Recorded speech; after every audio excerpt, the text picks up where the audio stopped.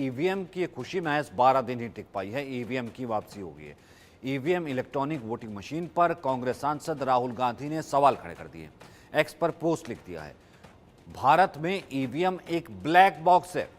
जिससे वो जीत करके आए वो ब्लैक बॉक्स है। किसी को भी ईवीएम जांच की जरूरत नहीं है। जब संस्थाओं में जवाबदेही की कमी होती है तब लोकतंत्र दिखावा बन जाता है। और यहां पर राहुल गांधी जो हैं वो जीत करके आते हैं। अब जीता हुआ सांसद 2 जगह से, रायबरेली से, वायनाड से, ईवीएम से जीत कर आया है और कह रहा है लोकतंत्र एक मजाक है। मतलब किस तरीके से ईवीएम पूरी तरह से हटा देनी चाहिए। कि एलन मस्क ने कहा है कि खतरा कम है लेकिन बहुत ज्यादा है, तो एक्स पर पोस्ट किया और उसके बाद ये सियासी बवाल एक बार फिर से मच गया। आप इतना बड़ा चुनाव जीत करके आए हैं, अपनी पार्टी की जीत बता रहे हैं, 99-100 के पास पहुंचे, लेकिन उसके बाद ईवीएम की एक बार फिर से एंट्री हो गई है।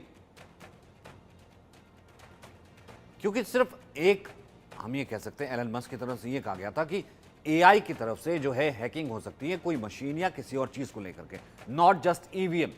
लेकिन राहुल गांधी ने उसे पर्टिकुलर पकड़ा और कहा कि देखिए एलन मस्क का कहना है कि ईवीएम पर विवादित पोस्ट है, उसके बाद जांच कोई कर नहीं सकता, तो ये ब्लैक बॉक्स है। ईवीएम जो है ब्लैक बॉक्स है।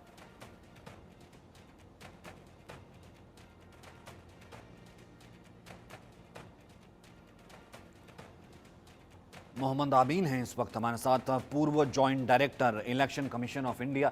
सर एक बार फिर से मतलब बहुत, क्योंकि इलेक्शन कमीशन बार बार कह चुका है और राहुल गांधी 2 जगह से चुनकर एक सांसद आए हैं, वो कह रहे हैं कि ये ब्लैक बॉक्स है और लोकतंत्र खतरे में है। एक चुना हुआ सांसद सर जब ऐसी पोस्ट करता है, हवाला देता है एलन मस्क का, जो कि सिर्फ एक रेफरेंस देते हैं कि एआई भी जो है चीजों को हैक कर सकती है, वो एक अलग विषय। लेकिन एक चुना हुआ सांसद विपक्षी दल का नेता बनने वाला है, जब कहें कि ब्लैक बॉक्स है, लोकतंत्र खतरे में, कैसे देखते हैं आप? मैंने कई चैनल पे हमेशा इस बात को रखा है।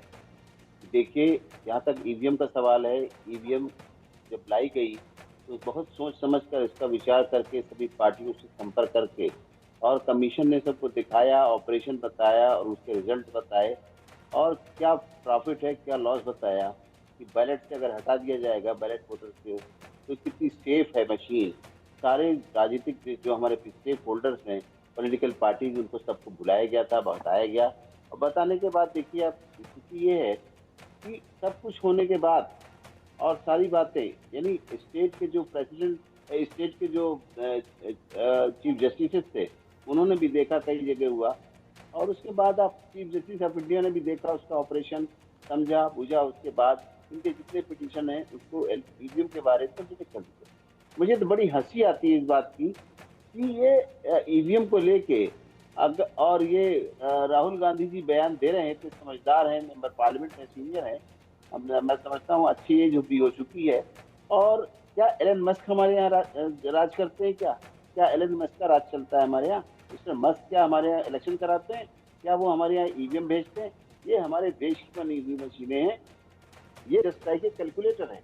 ये कैलकुलेटर जो है, कैलकुलेटर के अंदर बैटरी होती है, बैटरी का ऑपरेशन होता है और उसमें 1+1 2 ही लिखा जाएगा, 1+1 11 नहीं होता है। किसी तरह की हैकिंग नहीं हो सकती। क्यों? क्योंकि इसके अंदर इंटरनेट है ही नहीं। और सर सबसे बड़ी बात यह है कि इलेक्शन कमीशन ने तो बाकायदा ये कहा था कि देखिए अगर आपको लगता हो सकती है आप आइए।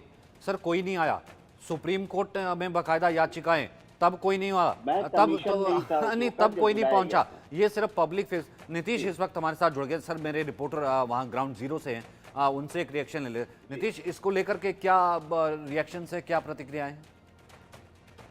देखिए, मैं महाराष्ट्र की बात करूंगा। जब कल एक मीडिया रिपोर्ट के जरिए जो है बातें बाहर आई, वही उत्तर पश्चिम की सीट को लेकर जो है बातें सामने आई थी, जिसमें जिक्र किया गया था कि ओटीपी के और मोबाइल के जरिए जो है ईवीएम हैक किया गया था। जिसके बाद आज सुबह सबसे पहली प्रेस कॉन्फ्रेंस हुई थी मुंबई में शिवसेना शिंदे गुट की तरफ से जो संजय निरुपम ने की, तो वहां पे उन्होंने कहा कि जब इलेक्शन कमीशन ने साफ किया है तो ऐसी चीजों को लेकर जो है आदित्य ठाकरे को माफी मांगनी चाहिए, शिवसेना को माफी मांगनी चाहिए, और उन्होंने उस मीडिया हाउस पे भी जो सवाल खड़े किए। लेकिन अब से थोड़ी देर पहले जो आदित्य ठाकरे की पीसी हुई है, जिसमें अब उन्होंने कहा है, आज जो बात हुई है उसमें उन्होंने कहा है कि हम ईवीएम हैक होने की बात नहीं कह रहे हैं, हम कह रहे हैं जो 19 राउंड तक की गिनती हुई थी, उस गिनती के बाद वहां पर जो रिटर्निंग ऑफिसर मौजूद था उसके तरफ से जो है गड़बड़ी की गई। 29 राउंड के बाद जो है जो घोषणा होती है कि किस प्रत्याशी को कितने वोट इस राउंड में मिले हैं, वो घोषणा होना बंद हो गई थी।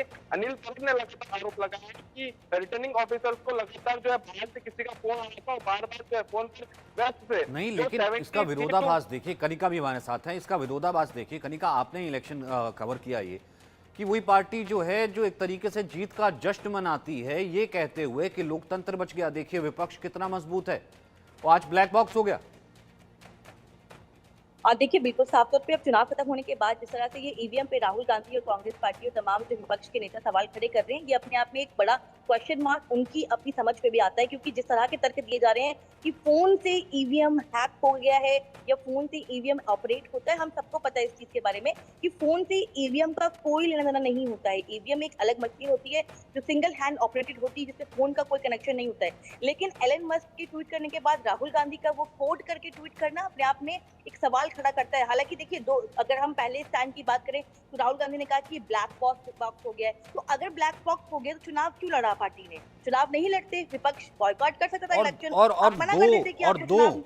और दो सीटों से आप जीते हैं, 2 सीटों से आप जीते हैं, ब्लैक बॉक्स बता रहे हैं, हवाला दे रहे एक रिपोर्ट का जो आती है। देखिए वो रिपोर्ट जो आती है वो पोर्टोरिको की आती है, पोर्टोरिको की रिपोर्ट का हवाला दे करके मतलब भारत का लोकतंत्र, मतलब आप इतने तो पढ़े लिखे हैं ही है या फिर भारत की जनता को जो है वो कम पढ़ा लिखा समझते हैं। बहुत